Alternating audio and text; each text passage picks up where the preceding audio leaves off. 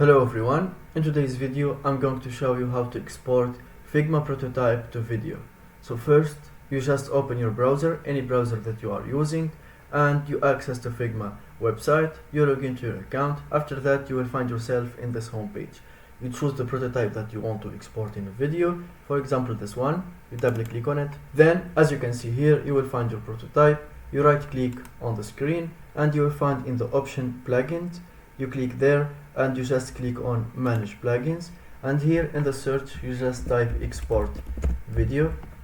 You will find many plugins. You can choose the one that you want, but for example this one, it's the most used one. You click here and you just click on run. You finish setting up. It is very easy. You just need to put your email and the verification code that you will receive, and after you finish setting up this plugin you just close this page, and then you go and right click again on the screen and you put the cursor on plugin, and now you are supposed to see export video just above the manage plugins. You just click there and that's it. Thank you for watching. If you found this video helpful, don't forget to subscribe and like the video.